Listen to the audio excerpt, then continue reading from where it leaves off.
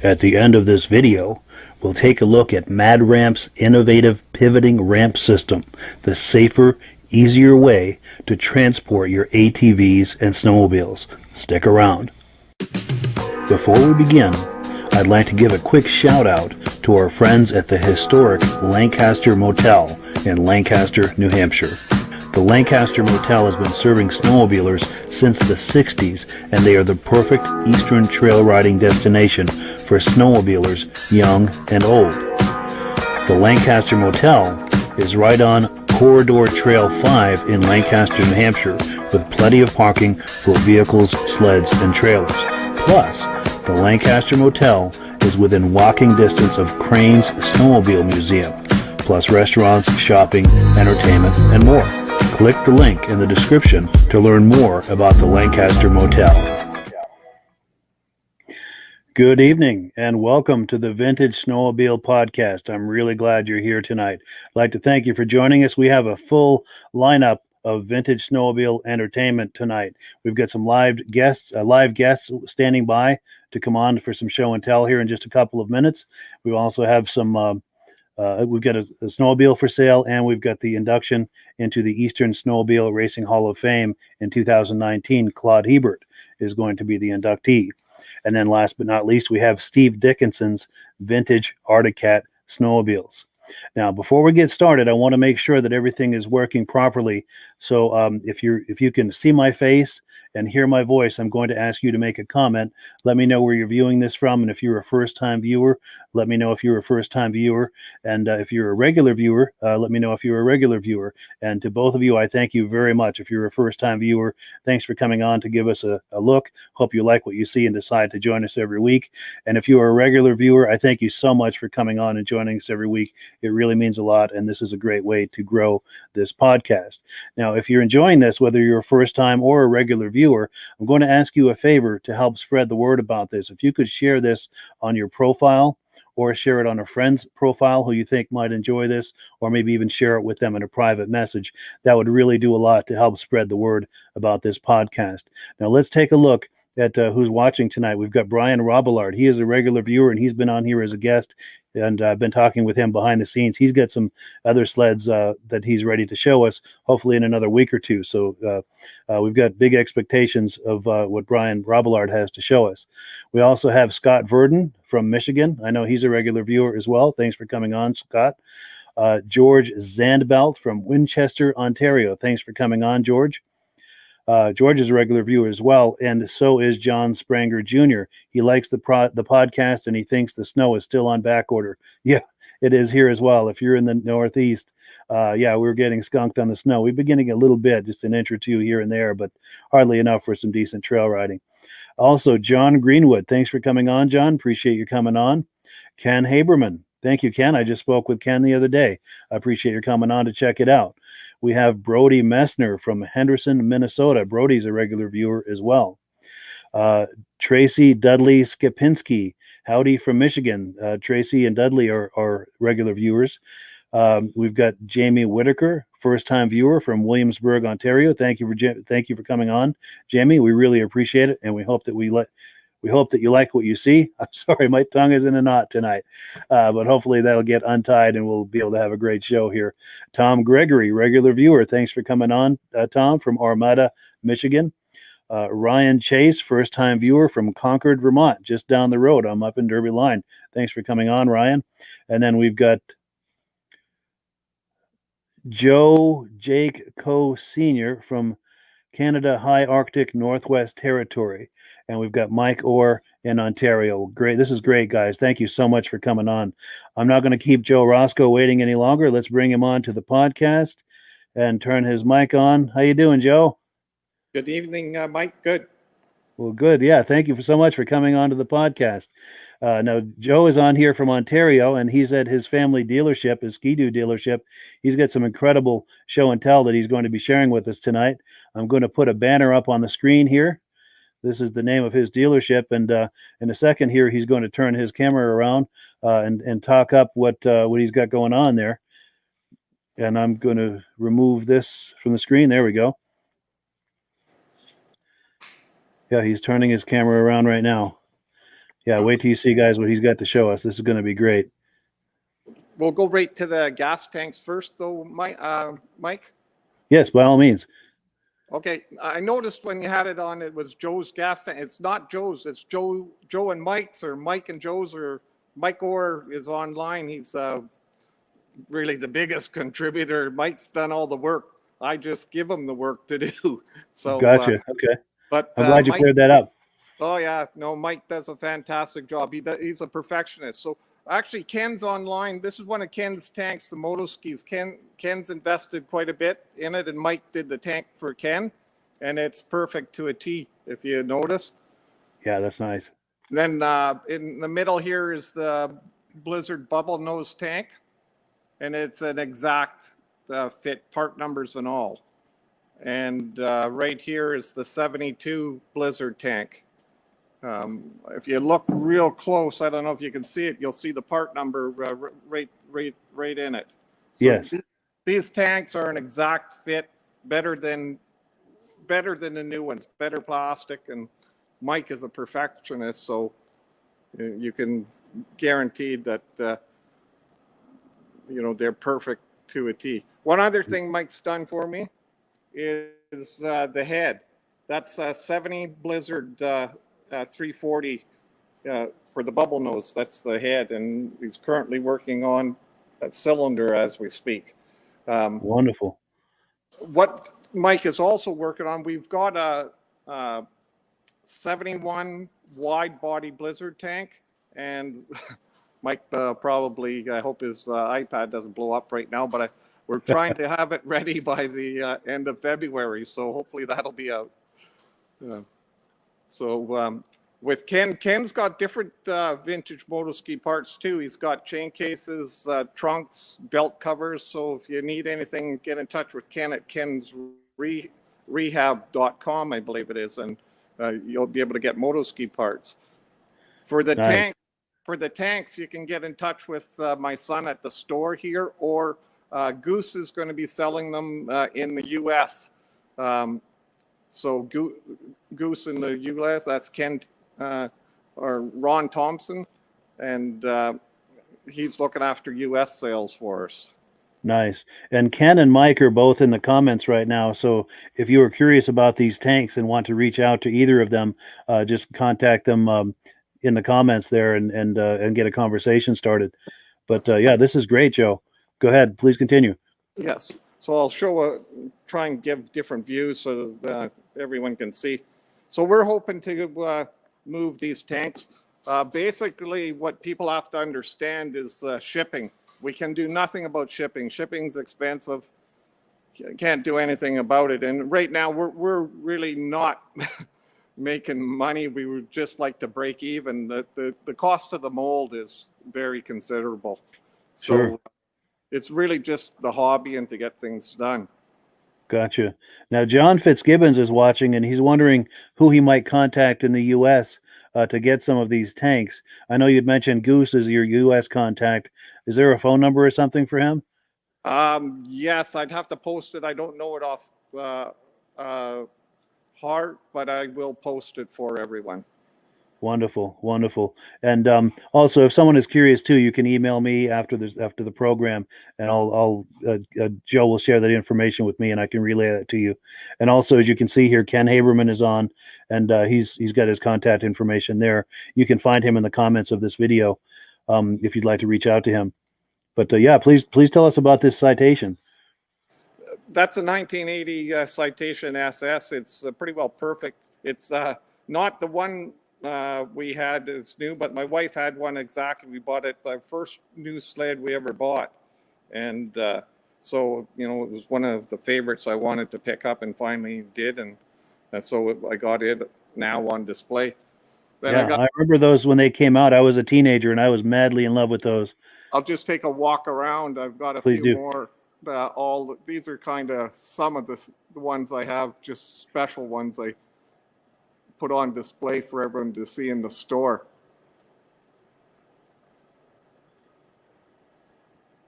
I like that RV. Yeah, they were a little bit hard to find sometimes, but I've got a couple of them actually. Yeah, and tell me about that racing sled, if you would. Do you mind going back for a second? Which one? That one right there in the center of the screen. Okay, that one actually originated from Kirkland Lake. It was. Oh, no kidding. Yeah, it was bought. It came out of Barrie. The fellow was my age. He bought it brand new for I think $5,500, and he raced it, and then it ended up in different places. And I got it from back. It came from Gary Peltola out of Thunder Bay. Yeah. So it's nice to have the history on it.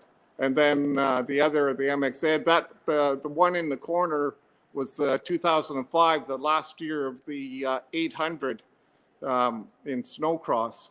So I see, yeah. that was my son's last sled. I kept it just as a memento. And then you see the Elite up in I have a couple of them. I got one at home. I drive around right now on the ice. Wow, that must be fun. Yeah, they're kind of a hoot to play with. And then the Can-Am, Mike gave me the Can-Am motocross bike. Nice. Is that late 70s? Yeah, around 74. 74, okay. And then my Millennium Mach Z. The Alpine. Is that the year they had 1,000cc on the Mach Z? No, 800, that one. 800, okay. Yeah. So the Alpine, it's 68 Alpine. That's one of my favorites because my dad had bought us one brand new when we were kids. So that was the first sled we had as kids, and was always fun to drive. Electric start, has the opposed 18. Yeah. Then, up beside the 72 340 Blizzard is 2007, the last year of the 440s. I think that one has about 25 miles on it. That's about it. Oh, no kidding. Yeah. And then the first year, 2008, the XP, that's a 600 XP MXZ. And then I believe that's a 2007 600 SDI. Yeah. So, and then of course the anniversary sled in the corner. Yeah. It's just fun collecting and doing that kind of stuff. Yeah, for sure. Now, do you have? Go ahead. I'm sorry. You meet a lot of nice people, and I've gotten to know a lot of really good people and a lot of good friends with it. Yeah, I'm sure. I apologize. My cell phone's going nuts here. I had muted my microphone there for a second to keep it off, but I wanted to respond to you. But yeah, please continue. So I'll just go back to the tanks to get, a good look. So we're hoping to get interest in them just to get them out and get, just get something back for all the work and the molds, really. And like I said, if it wasn't for Mike, we'd never be able to do this. Yeah, for sure. That's cool. Now, I'm sorry, I'm trying to mute my phone here while we're talking because it's going nuts. Here we go. That ought to do it. Did I see a black dot on the rack there in the shop? Yes, there were, and an Elan is up there too, I think, and a Blizzard and a TNT. Yeah, 74 TNT free air. The bubble nose Blizzard, that's a 340 right beside it, and a 71 340 Blizzard also. Nice. Is it possible to get in a little closer on those? I'll try to. All right, don't trip or hurt yourself or anything. If you can't get in closer, that's okay too. But I just love to see those.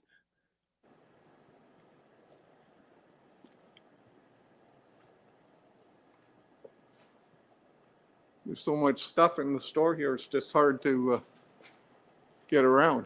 Yeah. I don't know. Is that a little bit better, Mike? Yeah, I'm liking that. That's wonderful. Thank you. Yeah, I wonder if you could tell us about some of those. Any details or any stories behind any of those? Yeah, the 340 was from Kirkland Lake here. It was a local dealer here.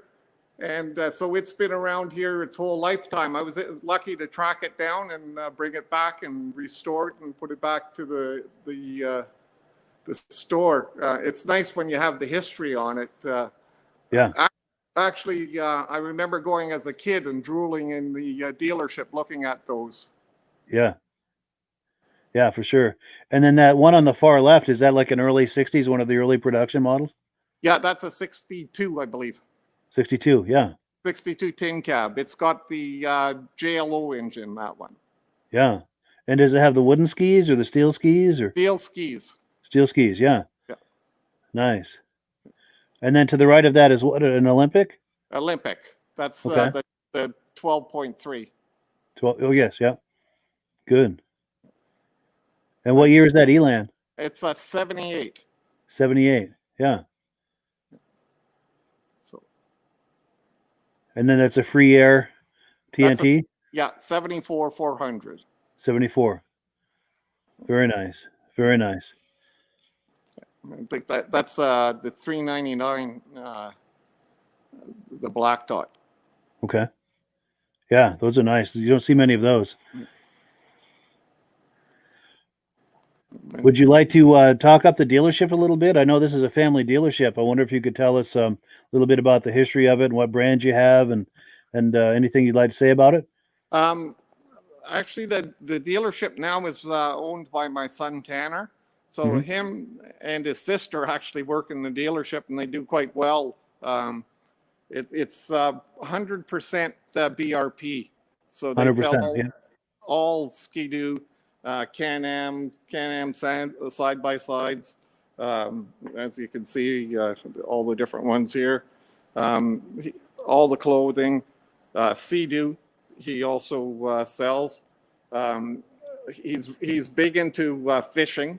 So he's got a line of fishing, hunting, guns, steel products.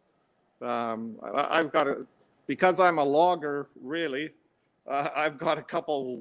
I got a vintage, an old vintage chainsaw here. Oh yes, yeah. And then even the chainsaw for cutting cement. Oh, no kidding. Oh yeah. So is that a chain with a special type of teeth on it that is designed for cutting through concrete, or how?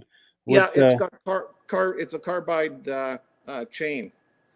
Okay, and yeah. Then you feed it with water just to keep the chain lubricated and cool and keep the dust down. Yeah. But it actually works very well. So yeah, that's cool. Got a real variety of stuff, and it's a nice occupation and a hobby actually. Yeah, yeah, for sure. And I'm more the tinkerer into the old stuff. Yeah. One time we had a snowcross race team. That's how I got to know Mike, and we Yeah. became very good friends. And a lot of the sleds, I tried to keep one every year of the race sled, so I've got some of those tucked away, and that was a fun sport. Yeah. Yeah, we'll have to have you on another time. I know that you've got another building there with some other sleds, and we'll have to have you on sometime and look at some of those. Oh yeah, I've got all different makes and models. I have some few Arctic Cats, Yamaha, Rups, Snowjet, Snow Runners, Husky, Diablo Rouge, you name it, I collect them all. Very nice. Very nice. Now, before we wrap it up, do you have any what would you say are some of your earliest memories of snowmobiling back in the day? Really, the earliest ones was riding the old, being able to ride or get a ride on the old double tracks. That's what it was. The early pre 1965. I think they were 8 horsepower at the time. Wow, And like the old Alpines? yeah, and Yeah, so nice. when you're kids, you never had the luxury to ride the snow machines. Even looking at them, and sometimes just being able to run on the packed trail was fun. Yes. So Did your family do a lot of grooming with that Alpine that you had, that first sled that you had? no, no, we just drove it, rode it A all recreational sled? over. Wonderful, wonderful. Well, good. I'm going to put that graphic back on here one more time for a phone number. So if anyone has questions about those tanks or anything else that they see here in the dealership, that is how they would get a hold of you, or with your son Tanner, I believe. That's right. Wonderful. Well, good. Well, yeah, I really appreciate your coming on tonight, Joe. Okay, it was fun actually, Mike. Enjoyed it. All right. Well, thank you so much. We'll have you on another time. Thank you. All right. Take care. All right. Well, that was Joe Roscoe showing us his dealership, his showroom, and his tanks. And our next guest we're going to have here. Let's take a quick look at this real quick. This is the menu for tonight's programming. We're on number 2 now. We're about to bring on Luke Bristol for a look at his racing sled. Let me get him on. Here he is. And let me get his microphone on. There we go. How you doing, Luke? Good. You, Mike? Good, good. Thanks for coming on. Now Luke is coming on from St. Johnsbury, Vermont, just about an hour from where I live up north in Derby Line. And we're in his shop now. He's going to do a little show and tell on some of his sleds.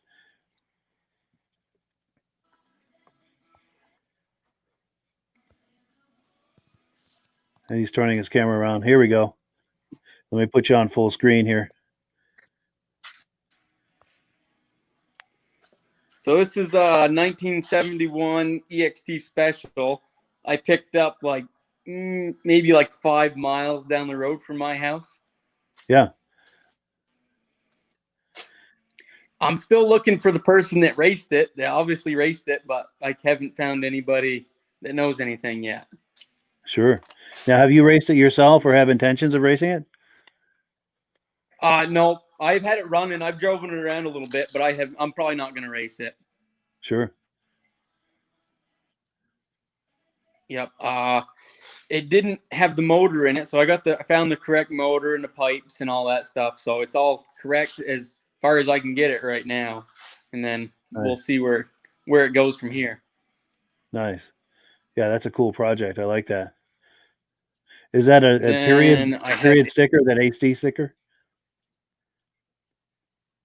Which sticker is this? That AC sticker on the left side of it? Oh, I don't know. It's period. It was on there, so I believe it's period correct. I do not know. Nice. It was on there. Then the person that I got it from had a 440 Hearth in it for driving on the trails. So I see. Yeah. They used to just drive it on the trails. Gotcha. And then you replaced it with this. Go ahead. I'm sorry. Yep. I put the right motor in it. Yeah, that's cool. I like those Emily stickers too. Then the next one is a 68 Panther with a 372 Hearth in it. And it's got a single Montana pipe on it. Yeah, that's cool. I bet that sounds good when it starts up. Yeah, it sounds definitely good. And this one was only maybe 3 miles from up the road from my house. Yeah. Now, is that a fuel tank there on the side of the engine? Yep, 68s had the suitcase fuel tanks, and then 69, I think they went to the trunk. In the rear. Okay, yes, I remember those. I believe. Yeah. Now, is that suitcase tank removable so you can take it to a gas station to go fill it up and then bring it back to the sled and hook it on? Or Yep, you can take it right out. Yep, you can take them right out. that's actually a cool idea. Yeah, I don't know why they switched to the trunk because they all just rusted out anyway. Yeah, because we had a '69 Panther back in the day with the fuel tank in the trunk. It had excellent traction, but boy, if you got that stuck, that was really heavy trying to yank on that. Yeah, definitely. Yep. And then I have a 70 Motoski SM634 that was Frank Scott's race sled from Maine. Yeah, I guess he was a big Motoski dealer down there. Nice. So this has some racing history. Yep, this has race history. I had the motor. I took the motor apart, resealed everything, and it's all finger ported. The crank's been welded and banded. It's ported pretty heavily, and it is definitely loud. I bet it is. Yeah, I like those pipes. Have you had a chance to drive it? Does it have some get up and go? I have driven. I do. Yeah, I do drive this one. Yep, this one goes pretty good. I bet it does. Yeah. How does that handle? How does a sled like that handle? Not good. No. Definitely doesn't handle the best. So it took a lot of body English to race a sled like that, I imagine. Yeah, definitely. It is one long sled. I think I could fit all my kids on this sled. That's cool. And then this is the sled I race still to the day. 194R Hertz in it. And it's also got it's a 73 Lynx with a full rubber track conversion. So it's full rubber track, clip track. And then we race this in Lancaster, Lisbon, Maine. We do pretty good with them. Yeah. In fact, I've seen you race that. I've seen you win on that too. Yep. Very cool. In fact, you were riding that the day good. we met. The first time we met a few years ago, you were riding that. Yep, I remember coming off the track and you were standing right there. Yeah, I remember. Yeah. Yeah, and I just happened to have the camera rolling too. In a few minutes I'll roll that video too when we're finished here. But yeah, tell me about how you got into racing. How long have you been racing? Not that long. One of my buddies was doing it. Ryan Peterson has the same sled as this. We have two of these, and he started racing years ago, and then he got out of it. And then I went to go watch him race one day in Lisbon. I was like, I'm going to get into this. Then we built two matching sleds. So these are identical sleds. Identical. And then, so I've only been racing 2017 or 16, somewhere in there is when I started, I think. Yeah. Very nice. And you're hooked at this point. There's no turning back, I imagine. Yeah, no, there's probably no turning back. I got too many parts for it now. Nice. Nice. Go ahead. What were you going to say? A 76. And then, I got so many parts to that motor, I couldn't afford to get out of it now. And then I got a 76 340 Snow Twister. Very nice. This is definitely a fun sled. Yeah, I bet it is. Those won a lot of races back in the day. Yeah, I think they still do very good to the day, I believe. Yeah. Yeah, for sure. That's a really nice shape, too. Yeah, it's not bad. The tunnel's been welded in the back, like typical. They always are. Yeah. But this one was only maybe 8 miles from the house. I don't travel very far for these. Wow, nice. Yep. Yeah, that's a sharp looking sled too. They really look nice. Yeah. Then the Thunderjet I picked up maybe 20 minutes north of here in a barn. And then it came from the person I bought it from, got it from Burlington. They got it from right out of Burlington, maybe in the 80s, I believe. Okay. But that one's fun. I take that out on the track every once in a while. Nice. I've seen you bring that to shows. I think I saw you riding that at the Washington show a couple of years ago. Yep. I bring it to the shows and I'll ride it around. Yeah. That's definitely that's a fun sled to ride too. Yeah. Yep. Very cool. And then you said you do some fabrication of some, I think, engine mounts, I think you said, right? Oh yeah, for the race sled, for my race sled, I've been making 194R aluminum motor plates, or I'm in the process of doing a run of them right now. I'm thinking I can do, like, pricing wise, I'm thinking like $80, I think, shipped anywhere in the US is what I'm thinking on these. But I'm still working on them. They're still in motion right now, but they will be available soon, hopefully. Yeah, very nice. Very nice. In fact, I'm going to put your number on the screen here. So if someone is watching this and is curious about that, this is how you'd get a hold of Luke to speak to him about it. Yep. Good deal. And I'll take that off. But yeah, please continue. I got, what else do I got to show you? I got a 4-cylinder King Cat block, new old stock one that I'm looking for parts for, but yeah, that's impossible to find. That is cool. That is very cool. Yep. And then what else do I got? So these are all like for my race sled. This is all my Herc 194R cylinders that I got extra for. Yeah. So backup parts and then backup parts racing, to the backup you know parts. how racing goes. Absolutely. Yeah. Yep. And if I had lights in my barn, I could take you out there because I got more stuff out there, but I'd have to wait till daytime. Yeah. We'll have to have you on another time. Yep. Yeah, that's really cool. Yep. And these are the kids' sleds. Yep. Now, do your kids race those, or do they just ride those recreationally? Or they do.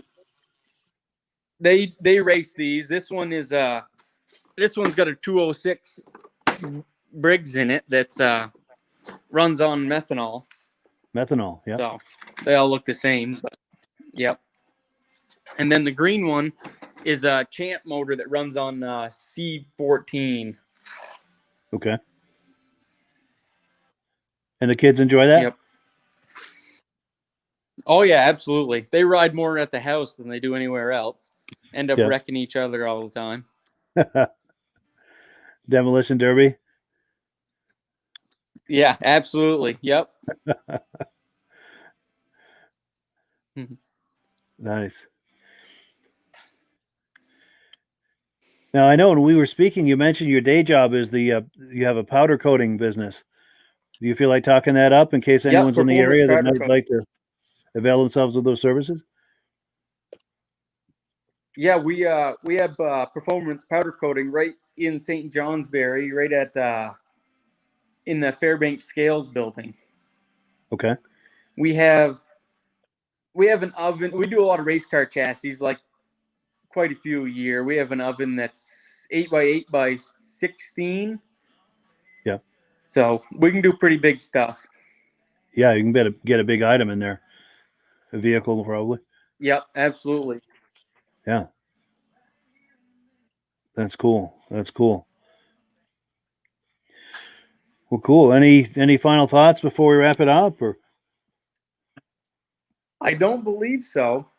I think I've wrapped everything up that I got in my shop. Yeah. Yeah, well, this is really cool. I appreciate you coming on, Luke. Yeah, not a problem. Good deal. Yeah, we'll have you on another time to look at that the items in that other building sometime. Yeah, absolutely. That'll work. Hopefully I can get some lights out there. Yeah, for sure. Cool deal. Well, yeah, thanks for coming on, Luke. I appreciate it. Yes. Yeah, thank you, Alrighty. Mike. Alrighty, take care. Bye-bye. Bye. All right, we are back, and let me adjust the screen here. There we go. So let's take a look at our menu and see where we are. I've got a few things to talk up. Now, over the last week, a friend of mine emailed me some information about a vintage Articat that he has for sale. I'm getting it on the screen here. Dennis Paradis in the state of Maine is selling these items as a group. And when I mean a group, this is what I mean. He's got the sled and the little trailer there. He also has a couple of suits, a man's suit and a woman's suit, and he's looking to sell all of that as a group. Now, here's another angle of the sled and of the cowl. So if you're interested in this, his number is on the screen. Give him a call. He's in the state of Maine, and he'd be happy to help you out with that. Now, also, I got another email today. This is a gentleman from Sweden. Now, he's looking for an El Tigre 6000 from 1981, and he's looking to not only looking for someone with something like this for sale, but someone who would be open to shipping it to Sweden. So if you've got a sled like that and you're open to shipping it to the country of Sweden, give him a call. I've asked him to monitor the comments here. So leave a comment for him, and he'll contact you and try to make something happen. Now, the last thing I wanted to mention before we move on to the induction of the induction of Claude Hebert into the Eastern Snowmobile Racing Hall of Fame, wanted to let you know that sadly, Crane's Vintage Snowmobile show that was supposed to be coming up on February the 6th has sadly been canceled. That's a real bummer, but we understand because with COVID and everything, a lot of these types of things are being canceled. But yeah, it is a bummer because that is a really fun show. I encourage you to keep an eye out for that next year. He always has it the first Saturday in February. So hopefully by this time next year, all this COVID business will be finished, and maybe we can all spend some time at that show. That is one of the funner shows in the East. So do keep that in mind for the future. So let's get back to the menu here. Let me cue up the video of Claude Hebert being inducted into the Eastern Snowmobile Racing Hall of Fame. But I apologize, I'm out of turn here. One thing before we get into that, I wanted to run the video of Luke that we had on a minute ago. This is the video from when he and I first met. It's about a minute or two into this video where he and I met, but let's take a look at this video. This is from the Lisbon Vintage Snowmobile Racing in 2018. Now, is this an 81 or an 80? 80.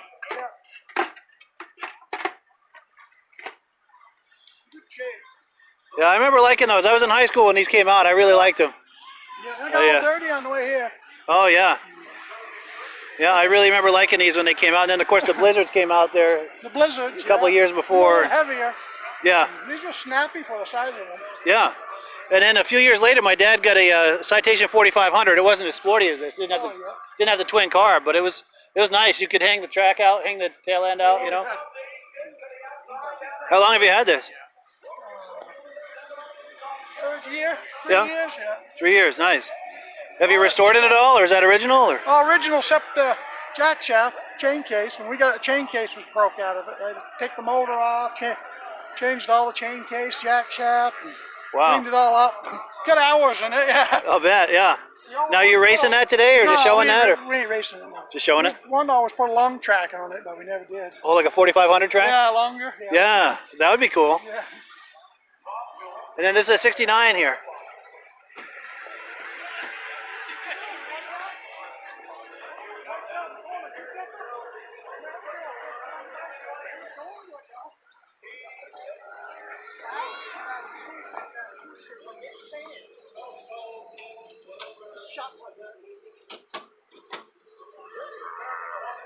Thing. Take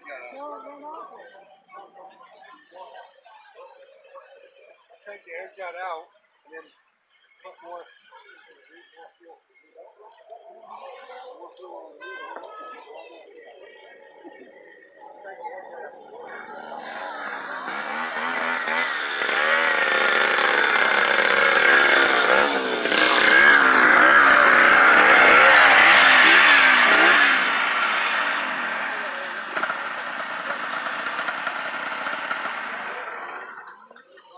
How'd you make out? First.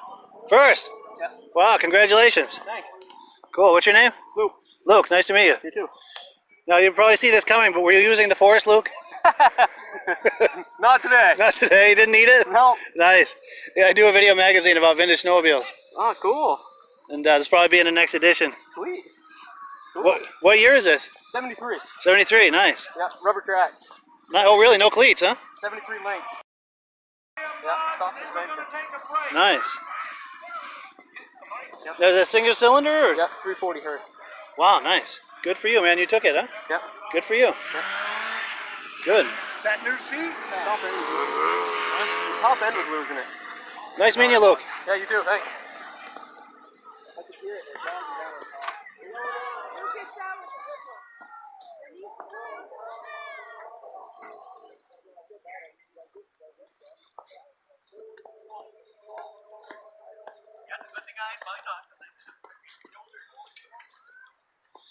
Okay, if I take some video of your sleds? Cool. Yeah, I'll give you my card. I do a video magazine about vintage snowmobiles. I like that TX. Yeah, he's gonna run it in the demolition derby at the end of the race. Nice. End of the day, right, Tom?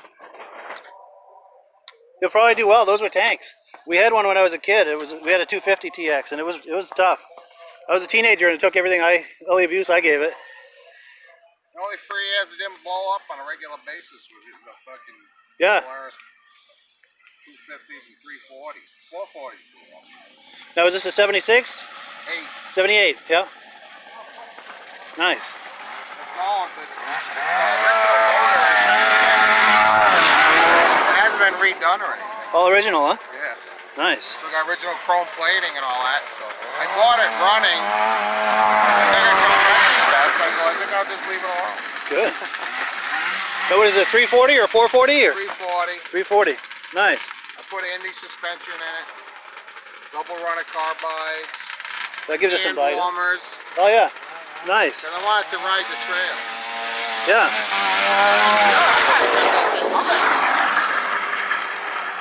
That sucker goes pretty good. It does. What is that, a Puma? Now, was he just on the track or getting ready to go on? I don't know. Which side do we need to do? The Oh, one yeah. online there? The Facebook one? Yeah, Vintage Snowmobile Lovers? Yeah. I see your stuff all the time. Nice Oh, to meet good. That's you. me. Yeah, I'm Mike. Hi, Mike. Nice to My meet name's you. Tom. Sweet. Yeah, nice to meet you. Yeah, I look and see your stuff all the time. Well, cool. Yeah, I wanted to show that real quick. I intended to show that once Luke had finished, so we could show the video. The camera was rolling the day we met. But yeah, without further ado, let's take a look at Claude Ebert being inducted into the Eastern Snowmobile Racing Hall of Fame in 2019. Mr. Claude Ebert.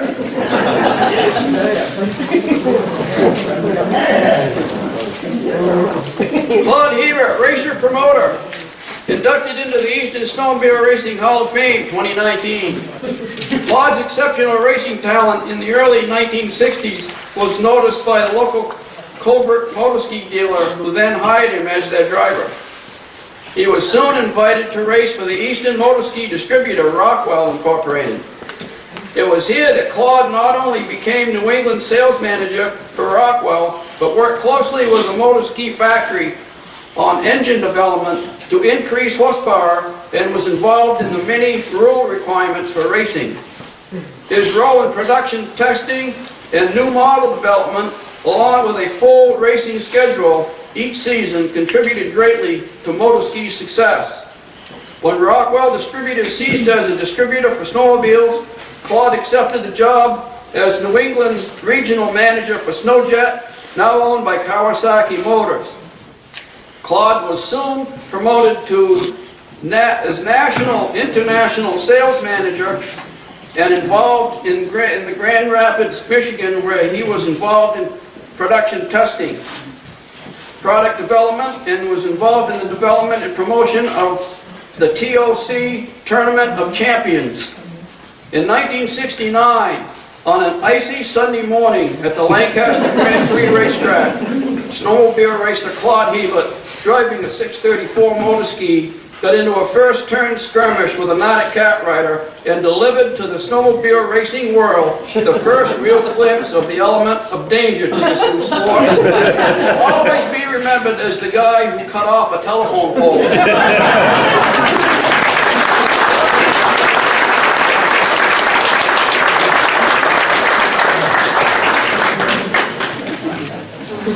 You know, I never saw a pole because I thought I could use the berm and get around. My three-cornered piles didn't hold. So I was going up to the berm, and then I see all these kids and people behind the fence. I thought, oh my gosh, that's where I'm going. Next thing I knew, when I came to, I was paralyzed. I was blind, and I thought, what in the hell happened? Somebody grabbed my foot, and I could feel it. I thought, shit, I'm not paralyzed. So I was right between the snowbank and the fence. They pulled me out of there.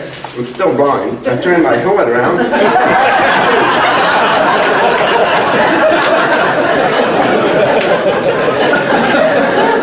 I still didn't know what happened. The pole was on the track, and my motor ski's upside down on the fence.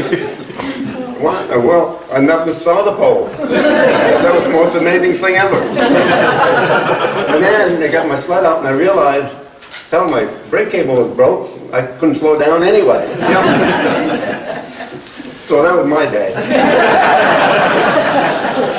It's a pleasure to be here and to accept this on behalf of the telephone pole and light. They took him to the hospital, checked him out, he came back that same day and started racing again. I didn't go very fast, but my brake cable was still broken.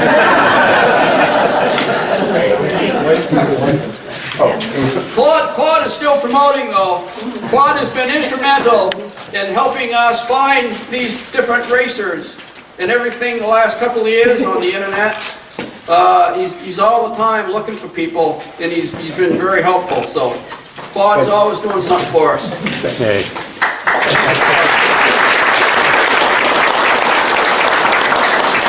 I want to thank Rick Simulus for the work he's done in developing the site.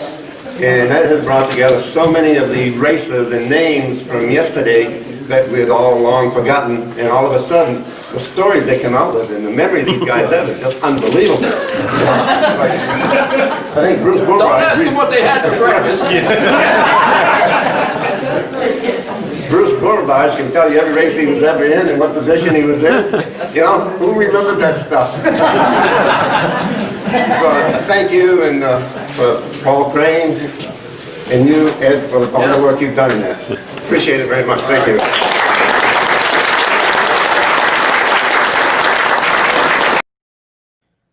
Well, there you go. Claude Ebert inducted into the Eastern Snowmobile Racing Hall of Fame.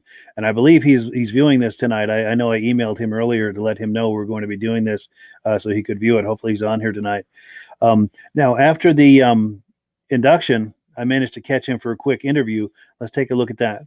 I'm Claude Hebert. I started racing motor skis back in '64 when the '65 models came out. And little did we know at that time what we were really into. We didn't even know that this industry was going to be what it is today. I think none of us really realized the industry was going to grow the way it has. If we hadn't, maybe we'd have done things a little bit differently. But in any case, it was exciting because we were young, we wanted to go fast, and when the motor ski dealer in Colebrook offered me a ride, well, you know, what the hell, it's his sled. I don't have to worry about beating mine up. And then I was pretty good on the sled, so then I got an offer from Rockwell Distributors out of Yarmouth, Maine. And so they hired me, and I went racing and sales, and raced every weekend, and then salesman during the week. Time went on. I worked for Rockwell for about 10 years. In the first 5 years, racing and sales, and then after that, after the accident in Lancaster, they told me that I was too valuable to be on the racetrack. They wanted me in the office tending to sales. So from '71 on, it was strictly New England sales manager. and we had guys that were going to just race and beat the sleds up on weekends. So that was my introduction to the racing and to the competition out in the field through motor ski. And then, of course, Bombardier bought motor ski, and things were changing rapidly at that point to where Rockwell was no longer going to be a distributor. So I moved on to another brand and never raced the other brands, but was always involved with the other brands in one form or another of promoting, developing, testing, and things like that. So the snowmobile industry was very good to me for 18 years that I was in it. So today I kind of look back on that with fond memories, especially with what they have done here at Cranes, that they took the time and the initiative to bring back the memories of yesterday. I think it's a great job. For sure. Yeah. Well, thank you so much. Yeah, great interview. And I have to say, that is one of the fun things about this Eastern Snowmobile Racing Hall of Fame, the induction ceremony they have every year, is you get to hear these incredible stories like the one you heard a minute ago about hitting that pole and all of the mayhem that ensued after that. It's just story after story after story, not only during the ceremony itself, but as you're mixing and mingling with these people and overhearing other conversations that people are having. It's just an awful lot of fun, and it's growing every year. Every year the ceremony gets bigger and bigger, and it used to be inside Crane Snowmobile Museum, but it's gotten too big for that. It's just too many people, so now they have it outside in the parking lot. That's just how big it's grown. And I would like to cordially invite you to join us for the next one. It's going to be on September 11th, 1 p.m. Eastern Time at Crane's Snowmobile Museum in Lancaster, New Hampshire. Now, if you're planning to join us with this, a couple of things. You want to make sure you get there early so you have some time to go in and check out the museum. You can also mix and mingle and visit with inductees, past, present, and future. And you also want to be sure and bring a lawn chair. That's where you're going to be sitting, is you're bringing your own chair. Now, then they have the ceremony, as you've seen clips of on this program. But after the ceremony, everyone moves over to the Lancaster Motel for the after party. And that's just as much fun as the ceremony itself. Everyone's mixing and mingling and taking pictures, and all of the inductees are very approachable. You can walk right up to them and ask them questions and hear some of the stories and get your picture taken with them. And there's a whole host of vintage snowmobile enthusiasts there. It's just a whole lot of fun. And if you're planning to go, you of course want to stay at the Lancaster Motel, because that's where the after party is. As the after party winds down, you just meander over to your room and call it a night, and everything is right there. But I do have to warn you, every year, the Eastern Snowmobile Racing Hall of Fame, all of the attendees and the inductees and everyone that comes for this, we fill up the Lancaster Motel every year. So if you're planning to attend and planning to join us and be a part of this, coming from any distance, you want to book your room at the Lancaster Motel as soon as possible, because we do fill it up every year. But I hope to see you there this year. I never miss it, and I hope that you become a regular at this event as well. So I've got one last video for you. Let's look at the menu here. We're on number 5. My friend Steve Dickinson. I see him at a lot of the shows, the vintage snowmobile shows in Vermont and New Hampshire. He's a great guy with a great collection. We're going to look at a couple of his Articats, which I believe he's sold them. The bigger one, at least. The larger one, I think he sold. The smaller one, the Kitty Cat, I'm not sure whether he sold or not. But let's take a look at the video here, and you'll see what I'm talking about. Hi, my name's Steve Dickinson. I'm from Roland, New Hampshire. These are my 3 Articats that I have. Got a 650 EXT triple. They made 125 of those. That one has 2.8 original miles on it. It's been started but never driven since I've owned it. And then we have a 793 Panther. They made 100 of these. This one was restored by Arctic Restoration. They have their own personal sled, and I purchased it from them. It's never been started since it's been restored. And then we have a little kitty cat that I made for my granddaughter to look like the EXT. It's got the heads on the outside and the exhaust system on it. And, nice. Kind of made it to go with my EXT. Beautiful. I love these. Well, good. Thank you, Steve. Okay, thank you.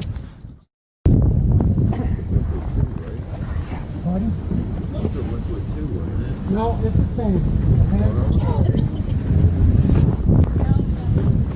They have a 440. I don't know if it's same or look like it.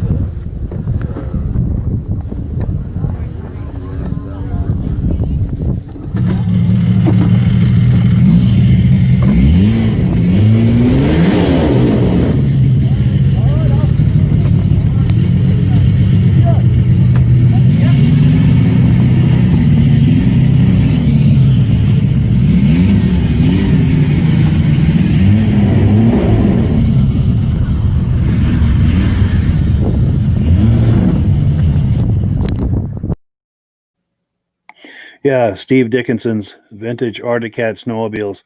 Now, I believe he's getting rid of the EXT and the Panther, if I recall the conversation with that I had with him a little while back. And of course, he's not going to be without vintage sleds for long, so he replaced those with something else. And I'd like to have him on sometime for some show and tell, because he has, as you can see from his collection there, he buys the best of the best. He's got some truly exquisite examples of vintage snowmobiles, mostly Arctic Cats. And he's also got the clothing and all sorts of things. So I'd really like to get him on here sometime for some show and tell. And hopefully one day soon you'll be able to meet him and see what he's got. So that is about it for the evening. I really appreciate your coming on, and especially the forgetting myself here. Let's go in and look at a few comments before we finish, because I know quite a few have come in.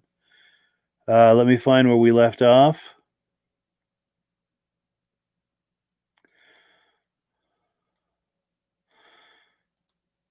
Okay, I think the last person we heard from was Mike Orr in Ontario, and Mike Orr is involved with those tanks that we saw earlier in the podcast. We have Carlene Perry. Hey, Carlene. Carlene's my girlfriend. Thanks for coming on. J.R. Tozier. Now, J.R. is an inductee into the Eastern Snowmobile Racing Hall of Fame. I think in 2018 we'll air his induction at some point as well. Thanks for coming on, J.R. I hope that you like what you saw and that you'll join us again in the future. Stacy and Art Fosler. Love the podcast. I know that Stacy and Art are regular viewers of this as well. We really appreciate that. Rick Moore from Brandon, Manitoba. Thanks for coming on, Rick.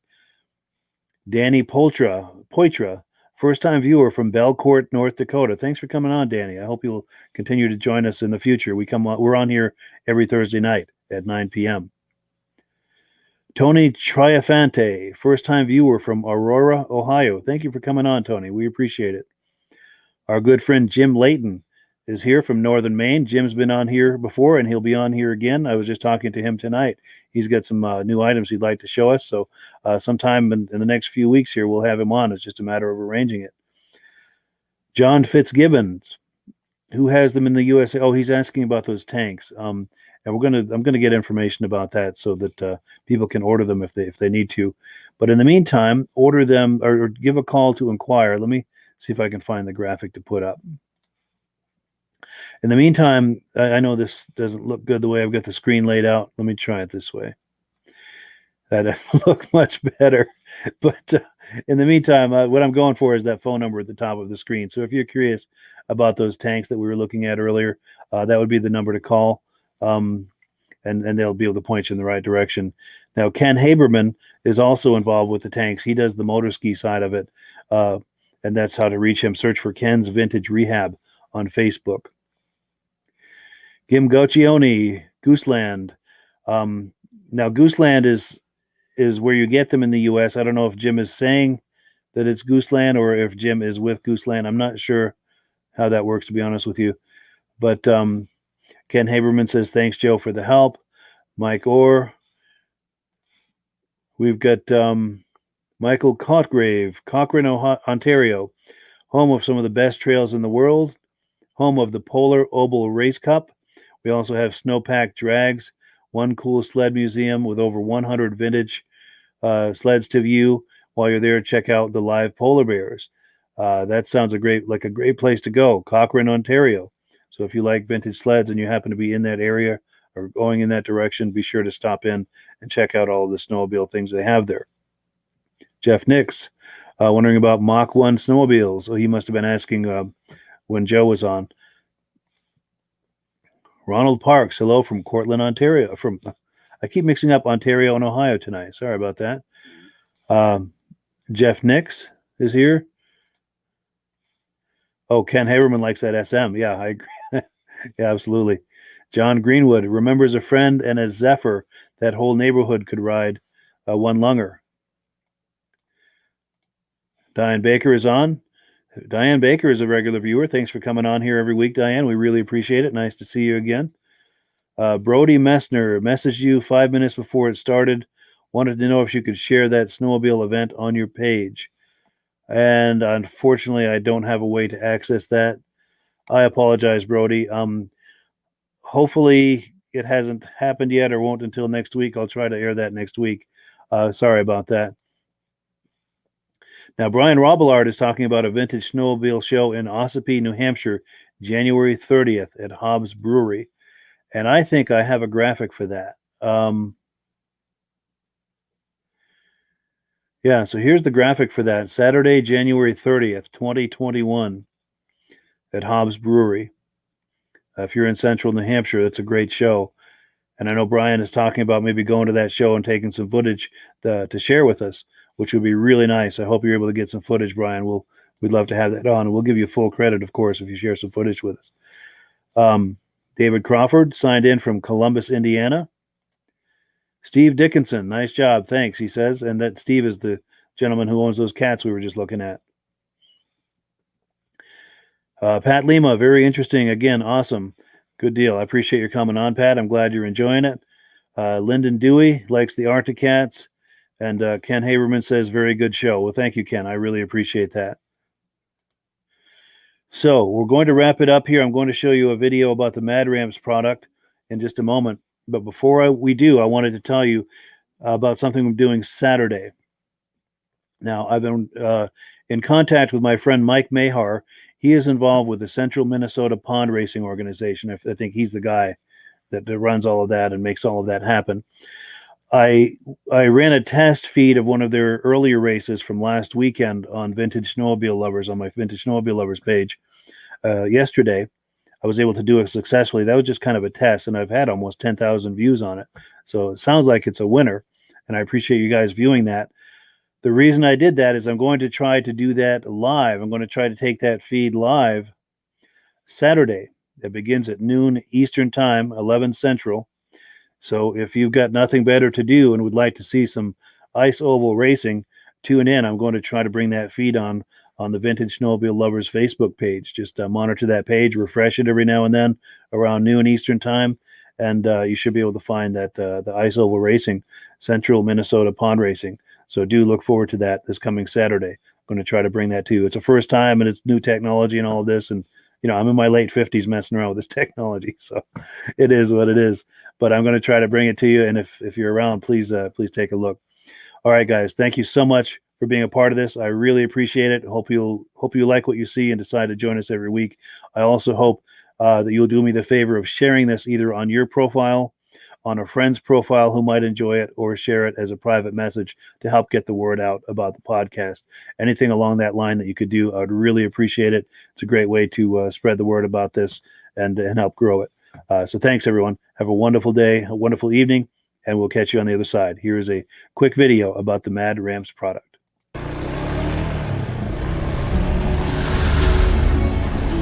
It's the ultimate combination of simplicity and ingenuity.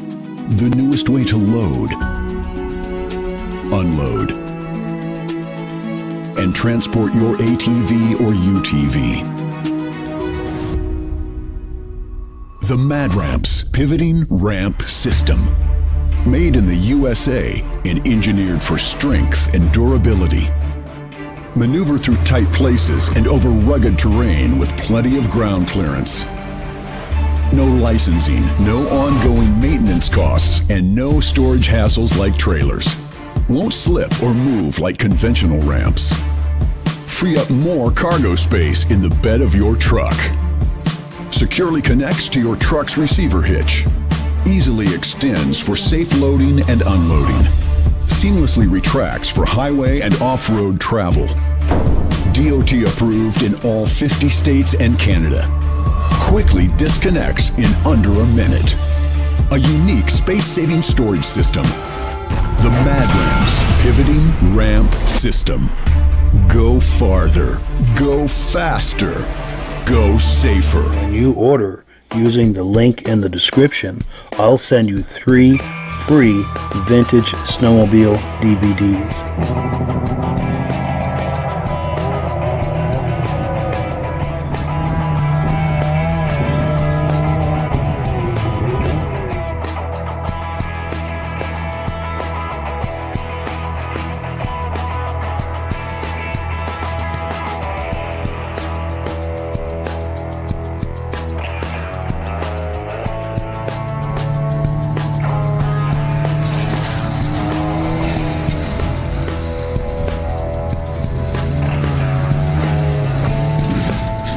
When you order using the link in the description, I'll send you 3 free Vintage Snowmobile DVDs.